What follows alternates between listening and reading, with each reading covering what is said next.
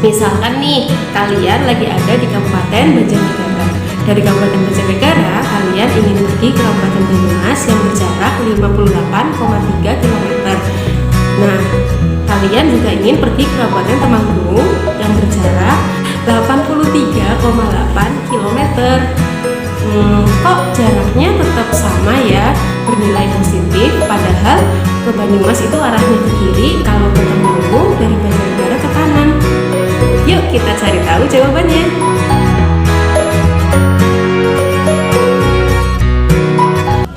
Like dan subscribe channel ini, kita bersama-sama belajar matematika agar lebih banyak lagi yang mencintai matematika. Seperti yang diilustrasikan di awal, bahwasannya setiap jarak suatu daerah ke daerah lain nilainya selalu positif. Nah, dalam matematika itu disebut nilai mutlak. Nah, mungkin ini materi baru di SMA yang belum kalian ketahui saat di SD ataupun SMP.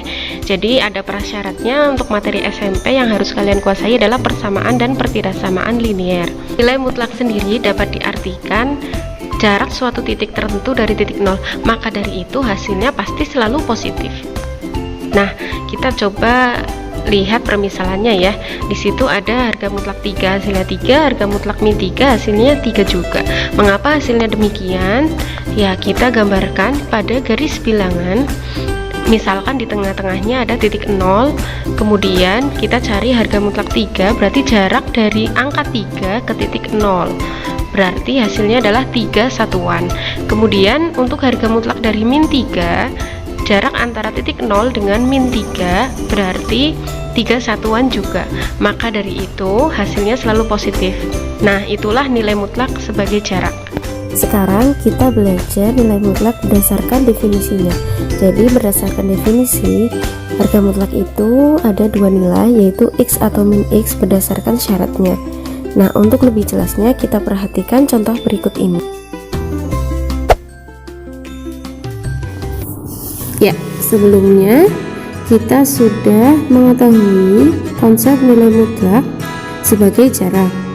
Nah, kita juga sudah tahu bahwasanya nilai mutlak itu pasti hasilnya nanti berupa bilangan positif.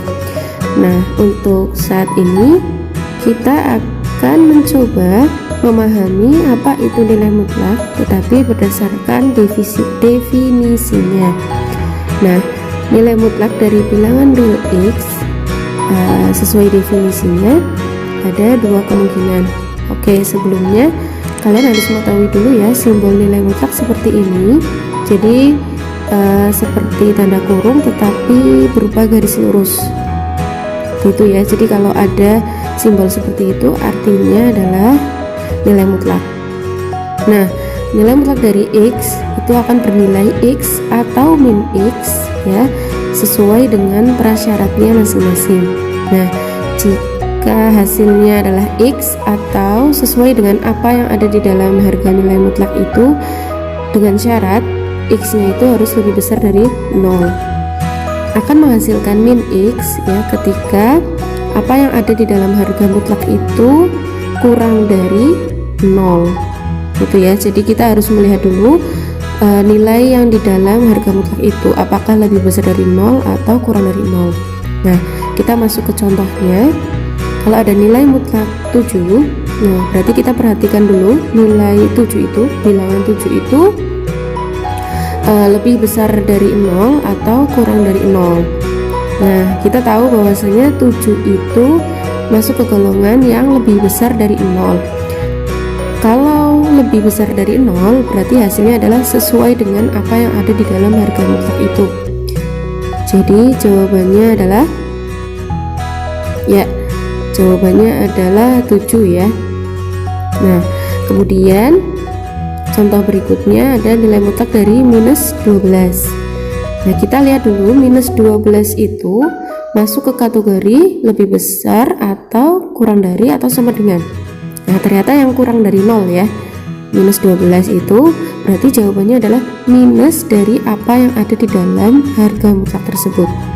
Jadi minus dari yang di dalam harga mutlak adalah minus 12. Jadi kalau ditulis minus dari min 12 sehingga hasilnya menjadi 12. Nah, kan hasilnya juga bilangan positif.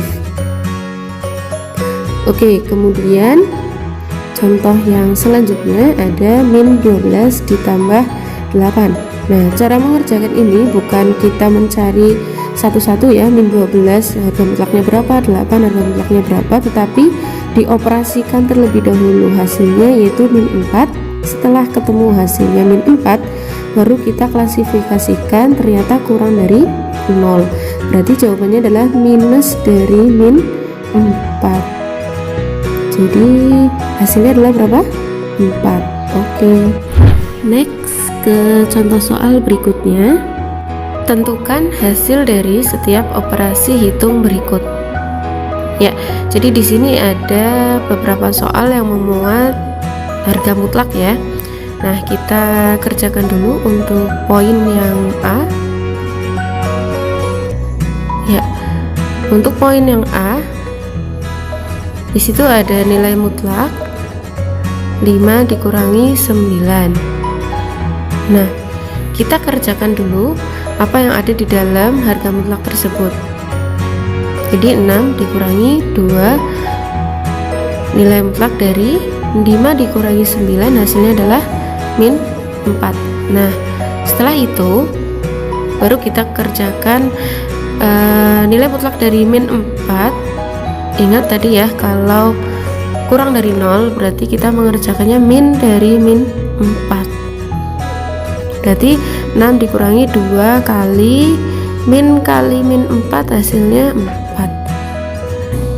Sehingga 6 dikurangi 8 adalah min 2. Next yang B, harga mutlak dari min 3 dalam kurung 6 min 8 pangkat 2 ditambah 9. Ya, kalau seperti ini bagaimana? Nah, kita kerjakan semua yang ada di dalam harga mutlak tersebut, tetapi kita sesuaikan urutan pengerjaannya. Jadi yang pertama kita kurangkan dulu 6 dengan 8. Ya, hasilnya adalah min 2 kuadrat ditambah 9. Nah, kemudian mana dulu? Min 2 kuadrat dulu ya. Ya, jadi min 3 min 2 kuadrat menjadi 4 ditambah 9. Nah, masih ya. Jadi setelah itu min 3 dikali 4 sama dengan min 12 ditambah 9. Min 12 tambah 9 adalah min 3. Hasilnya menjadi 3. Karena min dari min 3.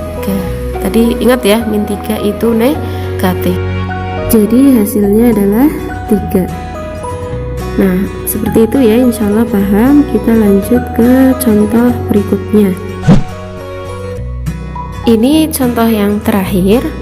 Jadi untuk nilai X sama dengan min 2, berapa nilai dari harga mutlak 5 dikurangi harga mutlak dari 2X dikurangi 7. Seperti tadi, bahwasanya yang dikerjakan adalah yang di dalam nilai mutlak terlebih dahulu. Nah, kita lihat yang paling dalam di antara soal tersebut yaitu 2X, di mana X-nya adalah min 2. Berarti X kita ganti menjadi min 2, sehingga min 2 dikali 2 sama dengan minus 4. Maka bisa kita tulis menjadi 5 dikurangi harga mutlak dari min 4 dikurangi 7. Nah, untuk menyelesaikan ini kita perhatikan ada nilai mutlak dari min 4. Kita kerjakan dulu. Tadi kalau negatif berarti negatif dari negatif 4, sehingga hasilnya menjadi 4. Udah keluar dari nilai mutlak, sehingga ketemu dengan min 7. 5 dikurangi 4 dikurangi 7 berapa? Min 3. Oke. Kemudian ada nilai mutlak lagi. Mutlak dari min 3 adalah min dari min 3, sehingga jawabannya adalah 3. Ya, 5 dikurangi 3 adalah 2. Maaf, masih ada di dalam nilai mutlak ya. Jadi 5 dikurangi 3 sama dengan nilai mutlak dari 2. Nah, sehingga jawabannya adalah 2. Nah, seperti itu dulu untuk contoh soal dari definisi dan konsep nilai mutlak berdasarkan jarak dan definisinya. Itulah tadi apa yang disebut dengan nilai mutlak. Semoga kalian bisa memahaminya dengan baik ya. Jika ada pertanyaan silahkan tulis di kolom komentar. Untuk pertemuan berikutnya kita akan membahas persamaan yang memuat nilai mutlak beserta sifat-sifat dari nilai mutlak. Terima kasih yang sudah menonton video ini. Jika bermanfaat, mohon bantuannya untuk like, komen, dan subscribe channel ini agar lebih banyak lagi yang mencintai matematika dan semakin semangat belajar bareng matematika. Wassalamualaikum warahmatullahi wabarakatuh.